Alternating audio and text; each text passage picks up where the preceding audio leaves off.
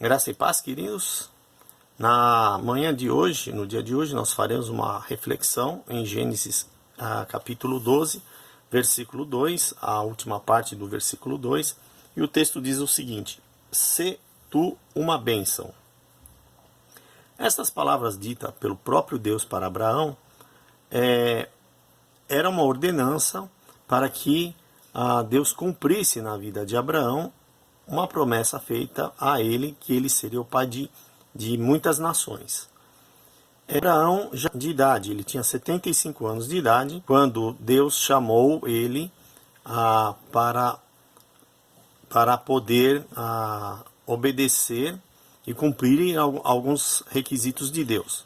Por exemplo, Deus queria que ele saísse do meio da sua família, do meio da sua parentela, e caminhasse por uma terra desconhecida, e a terra aonde Deus haveria indicado a Abraão e aonde ele pisasse, ele daria como a promessa essa terra a Abraão e aos seus descendentes, né? Porém, Abraão, na época, com 75 anos de idade, Sara também já idosa, não tinham filhos, mas aguardavam de Deus a promessa. E eu gostaria de compartilhar com os irmãos justamente essa questão onde nós temos promessas para as nossas vidas, e muitas vezes essas promessas, essas coisas que Deus colocou em nossos corações, parece que não se cumpre. Não foi diferente para Abraão. Abraão foi ver acontecer essas promessas quando Isaac nasceu.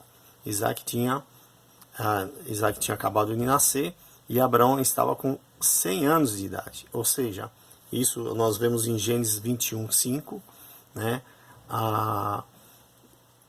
O período para o cumprimento do que Deus havia prometido para Abraão demorou 25 anos. São 25 anos aguardando o cumprimento de uma promessa aonde Deus colocaria um herdeiro para Abraão. E é justamente sobre isso que eu gostaria de estar meditando com os irmãos. Quando Deus coloca alguma coisa no nosso coração, quando Deus nos considera dignos de receber alguma bênção, alguma graça, alguma dádiva dele, né? Nós precisamos ficar no aguardo. E normalmente nós temos alguns deveres, né, para cumprirmos, como, por exemplo, obedecer ao que Deus mandou. Deus mandou Abraão sair do meio da parentela dela. E segundo, no meio da parentela da família dele, né? E segundo, ser uma bênção. Por onde ele andasse, ele deveria ser uma bênção.